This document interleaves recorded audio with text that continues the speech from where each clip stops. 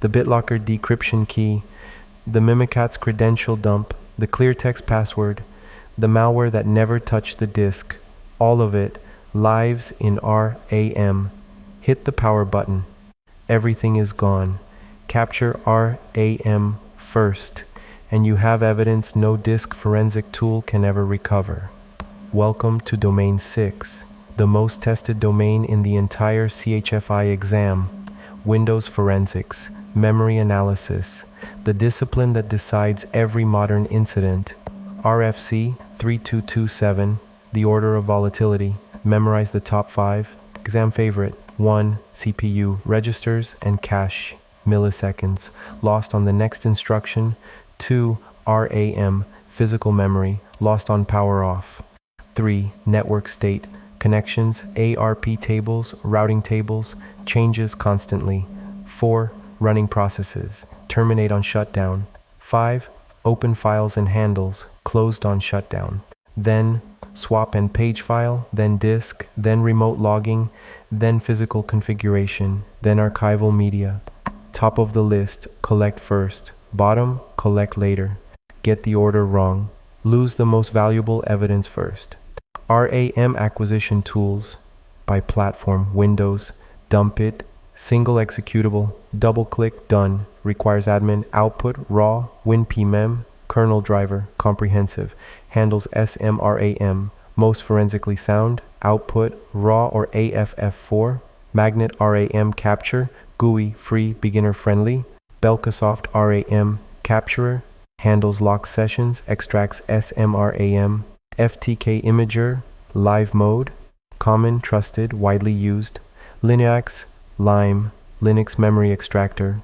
Loadable kernel module, the gold standard. Must match the target kernel version exactly.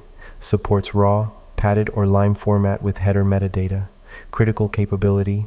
LiME can stream over TCP to a forensic workstation. Zero footprint on the target disk. Make OS. OS XP-MEM. Port of WinPmem. Requires SIP disabled. T2 and Apple Silicon Macs. RAM acquisition is increasingly difficult. Hardware restrictions. What lives in RAM that does not live on disk? Running processes, including fileless malware with no on-disk footprint. Network connections, active TCP sessions, listening ports, C2 channels, lateral movement. Encryption keys, BitLocker FVEK, VeraCrypt master keys, SSL session keys, plaintext passwords, cached credentials in lsass.exe, NTLM hashes, Kerberos tickets, injected code, DLL injection, process hollowing artifacts. Clipboard contents, recently copied data, possibly including passwords. Command history, recent cmd.x and PowerShell commands. Browser session data, URLs, session cookies, form data, decrypted document content. If the user had it open, the plaintext is in memory. lsass.x is the critical process for credentials. Mimikatz dumps it. Attackers harvest credentials from it. Find lsass in volatility output with unusual handles or child processes. That is your red flag, Volatility, the leading open source framework for memory forensics. Windows, Linux, macOS, all supported. Volatility 2 needs profiles. Volatility 3 auto-detects critical plugins to memorize. Image info shows the OS profile to use. pslist, running processes via the eProcess linked list. psscan, finds processes by scanning raw memory for eProcess structures. And here is the critical difference. Rootkits hide from pslist by unlinking the structure, but psscan still finds them. Both plugins are exam tested. Tapestry, process tree showing parent-child. CMD line, command line arguments per process. CMD scan, command history from cmd.exe buffers. Netscan, network connections, active and recently closed. DAL list, DLLs loaded by a process. Malfind, find injected code. Executable memory regions not backed by a file on disk. Classic indicator of code injection. The -D flag dumps suspicious regions to disk. hashdump, extract NTLM password hashes from SAM and lsass. Hiberfil, list loaded registry hives. Print key, display registry key contents from memory. 2 on-disk artifacts that are forensically equivalent to a RAM dump. hiberfil.sys, the Windows hibernation file. Compressed snapshot of RAM when the system hibernated. Contains the same artifacts as a live RAM dump, preserved across power cycles. Present even when hibernation is disabled, may contain old hibernation data. Convert with Volatility image copy, then analyze with pslist, malfind, all the standard plugins. pagefile.sys. The Windows page file virtual memory extension. Pages of RAM swap to disk when RAM is full. Contains fragments of previously running processes, network connections, file content, and critically, decrypted data from encrypted files. The file was decrypted in RAM, then page-to-page file. Plain text is on disk. Volatility cannot fully analyze page file alone, but combined with RAM dump, you get the fuller picture. Linux uses swap partitions or swap files. Same concept. Examine with strings and forensic tools. 2 detection techniques you must master. Malfind for injected code. Identifies memory regions that are executable. Page execute read write. Not backed by a file on disk, no mapped file.